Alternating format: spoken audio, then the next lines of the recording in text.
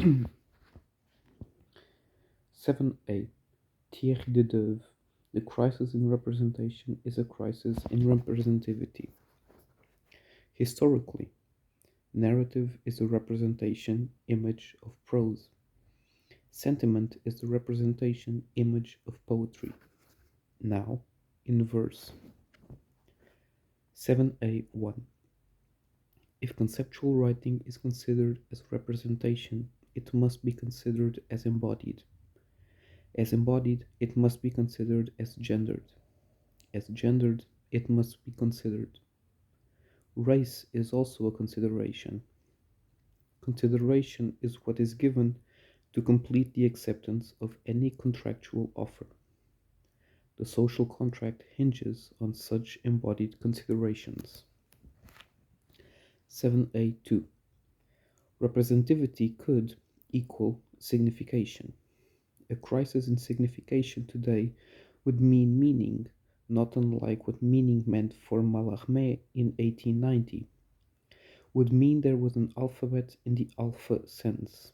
There are not empty signifiers any more than there are empty selves, or the arch possibility hereof. A crisis in signification in this sense means a crisis in insignification. We may mean more than we had previously planned. A crisis in signification equals a crisis in representation. There are two endpoints on the spectrum of approaches to such a crisis. 1. Render the object closed. 2. Render the object open. Conceptual writing can be conceived as open or closed. Conceptual writing is a matter of equivalencies. Conceptual writing is open if it does not limit its possible readings. Open conceptual writing is typically open horizontally. There are multiple readings, but not multiple meanings or levels of reading. In this sense, it may be somewhat closed. Closed conceptual writing typically attempts to limit its possible readings through some overt articulation or inscription. Closed conceptual writing is open vertically.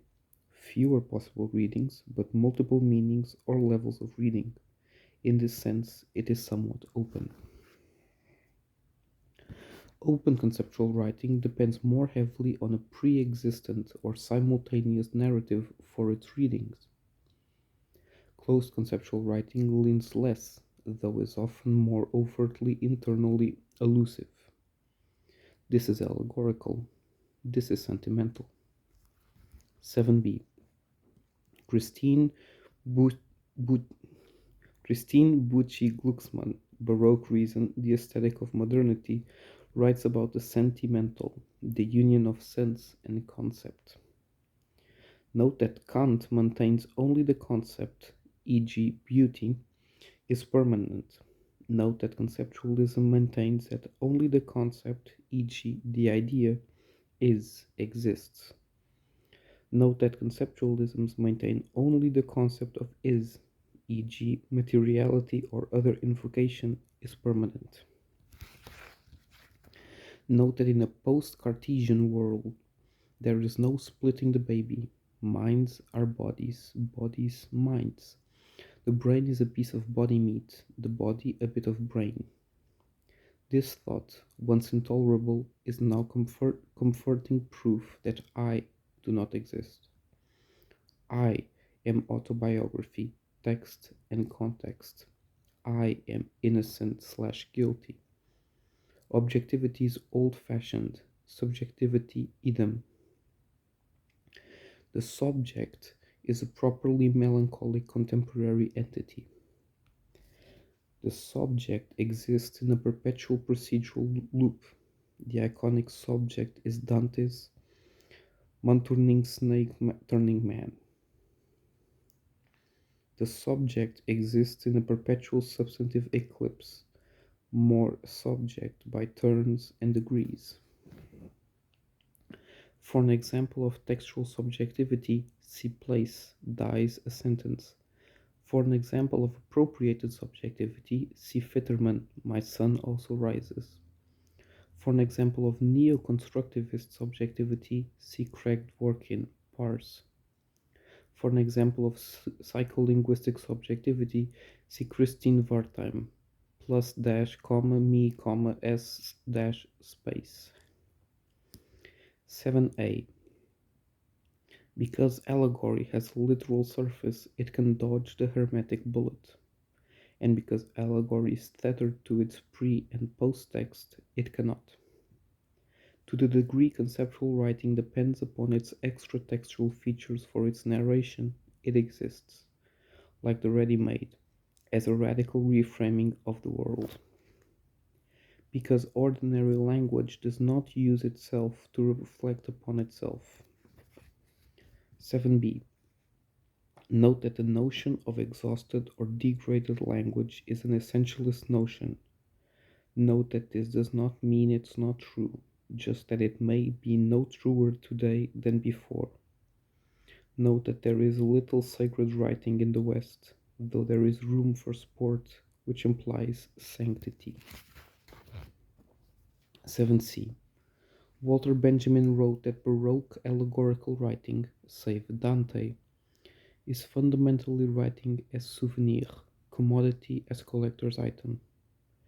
Because allegorical writing is a frozen dialectic, its figural properties are necessarily deformed/destroyed as figured by the ruin.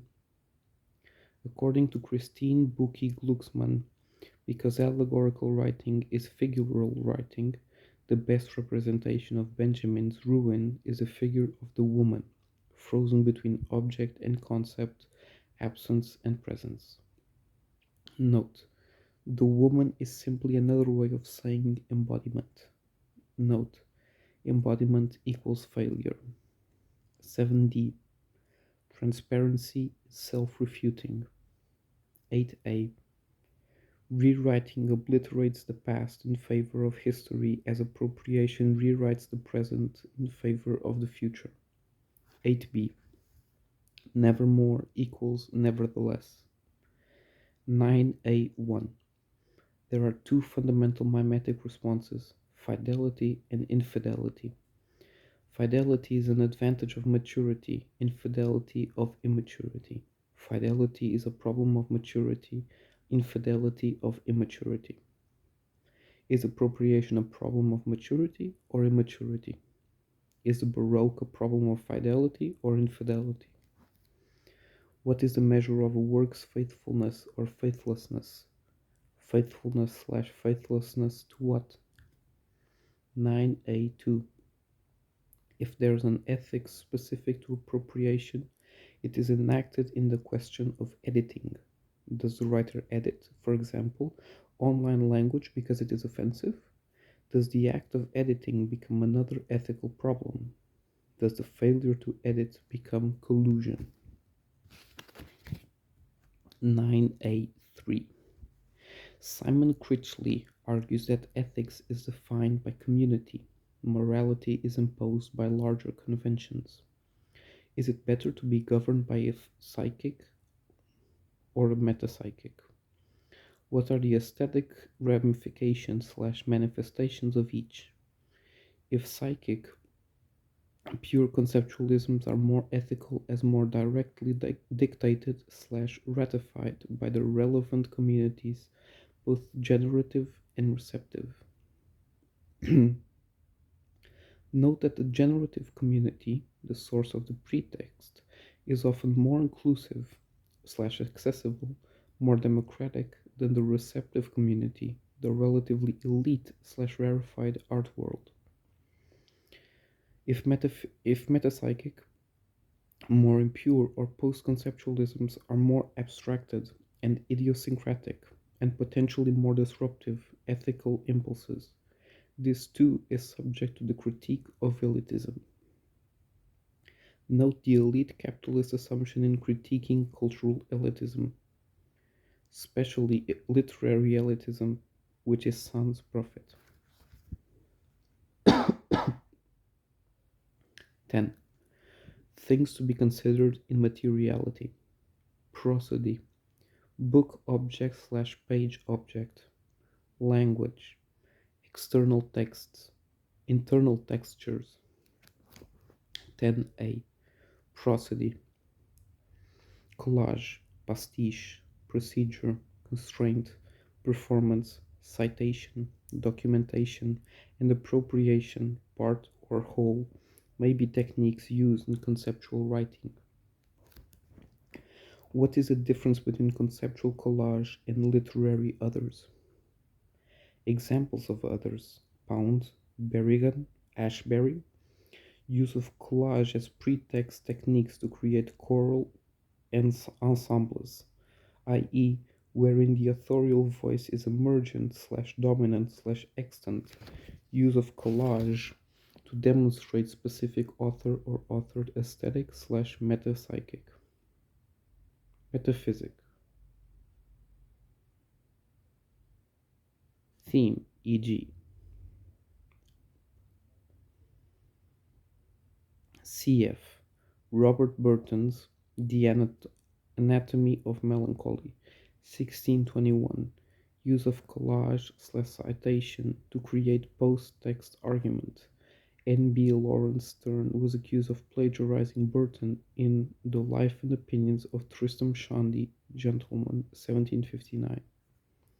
Shandy and anatomy are examples of learned wit, a classical form of satire involving witty manipulation of the materials of erudition, may be appropriated in style/form or text. Consider how learned wit mutates/mutilates via Pound/Marinetti in the incorporation of the quotidian plus the rarefied. Consider what is now considered rarefied. Same. Use of collage to ironize/lionize material of collage. Examples of non-literary others: Rauschenberg, Picasso, hip-hop, punk zine. Consider the difference in status given to various hip-hop takings. Quotation/citation ups the stature of the source material. Biting questions the origin of the source, and sampling is status neutral but ontologically dense, creating the possibility of homage, intentional misquoting, creative chopping, and other forms of sound virtuosity, i.e., mastery. See Douglas Kearney's essay Low-Maxing: Poetic Tactics for Quotation, Appropriation, and Sampling, paper given at the 2008 Untitled Conference on Art/Text hosted by Cal Arts.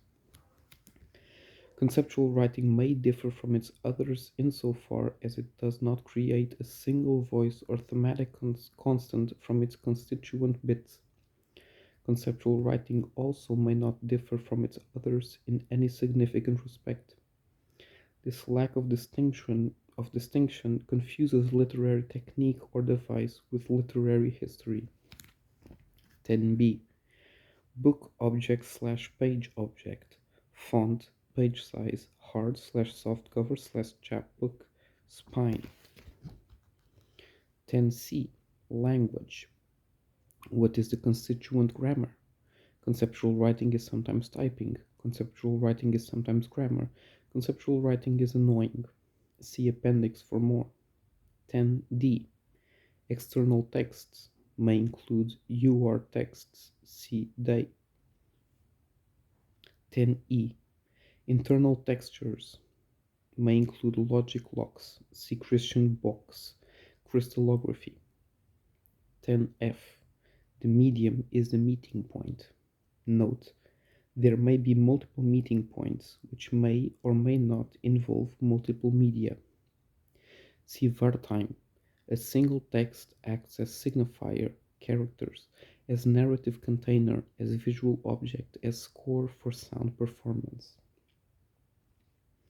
Dematerialism emphasizes materiality like silence in a song. NB. The now canonical Cagean cage, where silence is the song, and once absence is presence, presence is absence, and the present absence is simply another absent presence. Moreover, There's much that is missing, or rather much extant that is conjured or calculated or otherwise computed, not as fixed formal substance, but as an immaterial gesture towards materiality, a caloric substance, immanence with bleached teeth. 11. Institutional critique, a visual art term that gained currency in the 70s and 80s, in which the organs of art, galleries, museums, etc., are critiqued via appropriating or simulating an institutional aspect in a new context in order to expose the mystique or inner workings of the institution.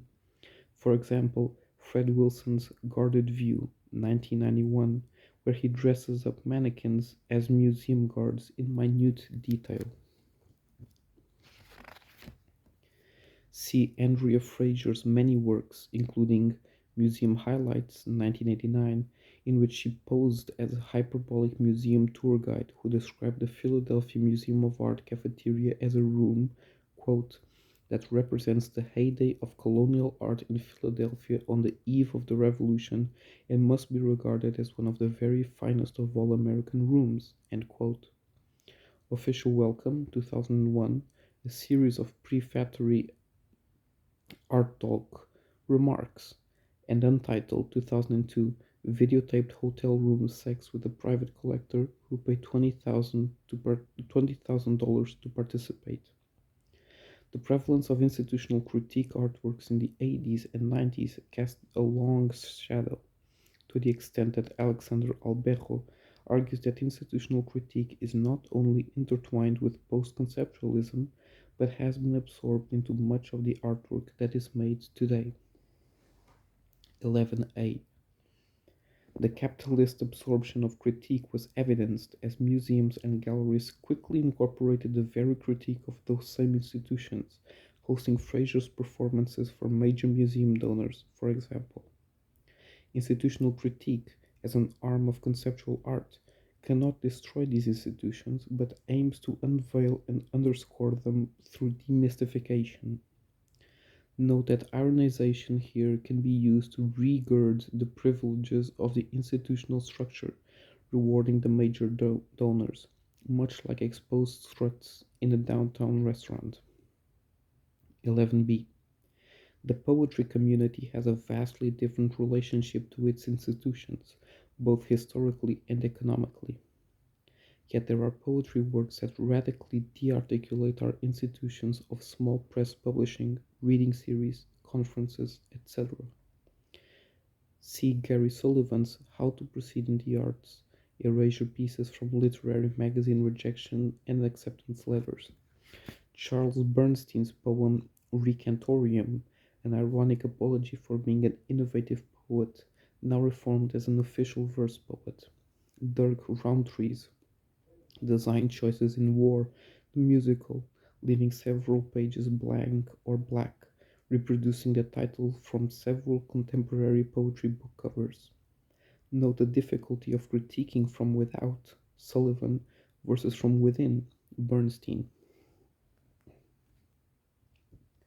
Moreover, because institutions of poetry and progressive writing already wield so little cultural and economic capital, conceptual writing has been increasingly shifting its attention to mass media and the larger bodies of language management, e.g., websites, ads, blogs, etc. Note the potential for collusion, note the insistence on culpability. This is another embrace of failure. 11c. Things to be considered in institutionalism: the reading series, the course materials, the blurb, the introduction/afterword, the guilt by association, the transparency of the language, the conference, the project, the manifesto, the school, the scene, the situation, the short lyric of self-definition, the now. 11d. Things to be considered out of institutions. When is a critique not a critique? Note the tension between the concept of conceptualism, affirmatively anti-institution, and its potential practice, a new formalism equals a new institutionalism. Is the absence of normative standards possible, practical, desirable, What is the principle of the unprincipled? Are we left then with only principles? I.e., is the danger of the author replaced by the danger of authority? Brecht, quote, what's the robbing of a bank compared with the founding of a bank? 12. Thesis. Aesthetic, ethical, aesthetic, ethical. See Wittgenstein, Rancière. Consider the sentence, aesthetics plus ethics are joined, can only be joined, in the subject which then attempts to transmit or transcribe this joiner into an object. The process of this transcription is a narrative process. A narrative is a connective, transcription, connectivity. Proposition. The ready-made emphasizes the subject nature of aesthetics by reducing art to pure object. The ready-made is thus the most aestheticized object, existing only as art. The ready-made is also the most subjectified ethic, entirely reliant on its communicative capacities, hovering as object in the midst of this transaction. Proof. Heimrad Bakker's transcript, ed. Frederick Achlentiner, translated by Patrick Greener and Vincent King, forthcoming Dalkey Archive 2010, appropriates documentation of the Nazi exterminations. Each entry is an unadorned quotation taken from some contemporaneous account of the Holocaust, often for accounting purposes, e.g., 66 minutes, 87 minutes, 106 minutes, 74 minutes, 65 minutes, 65 minutes, 53 minutes, 70 minutes, 5 minutes, 66 minutes, 87 minutes, 65 minutes. Or as a project memorandum, quote, it is very difficult at the moment to keep the liquidation figure at the level maintained up to now, end quote. Or messages in bottles, quote, this is my last letter and I'm letting you know that I was shot on September 1st at 6 o'clock, end quote. The book, published as Nanschrift in 1986, also uses citation, abbreviation, isolation, and alteration, including erasure, and has been considered primarily as a montage work of concrete poetry. Bakker includes a citation to a laudatory review of a laudatory Hitler biography that he wrote as a 17-year-old local leader of the Hitler Youth. The work thus admits of its subjectivity as its partial object, and of its author's documented guilt and subsequent textual silence, having forfeited further speech. For another strategy of failure in Holocaust representation, see Celan Iefimni, IEE, fracturing Neymer, Nevermore, Tifimshni. Compare Charles Reisnikov's Holocaust, which appropriated testimony from the Eichmann and Nuremberg trials, casting it in lyric form. Transcript is fidelity to infidelity, re. aesthetics, ethics. Compare Fitterman's sprawl, fidelity to fidelity. Places dies, baroque and broken, infidelity to infidelity. Dan Farrell's The Inkblot Records, infidelity to fidelity, subject stripped bare by way of stripped subject.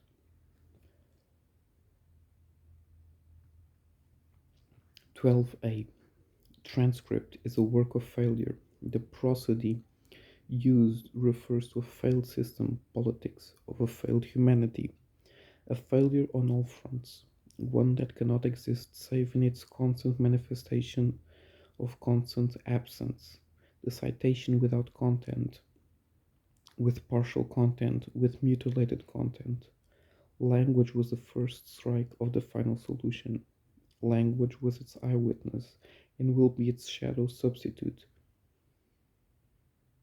As supplementary text/narratives, the play and work of words begin to memorialize and supplant memory.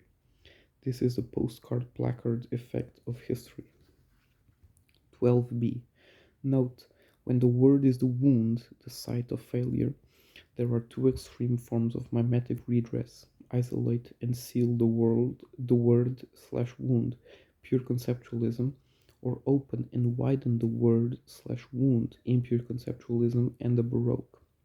The first is the response of the silent subject, the second, the screaming subject. Note, this is the difference between negative and positive space. 12c. This kills Kossuth dead. Rise Kossuth, glorious failure. 13. Glorious failure because among the crises catalogued by/in conceptual writing is a crisis in interiority. A crisis in interiority is a crisis of perspective. In jettisoning the normative or the normative of the normative, we are left with the contingent or relative normative, which is no real normative at all, and worse still, recapitulates the same problems by default and paying attention to something else, as the old normative. In other words, we reject the province of the monoptic, fixed, male subject heretofore a marker of success. This is the difference between Narcissus and Medusa. This is the difference between the Baron and the Baroque. This is the problem.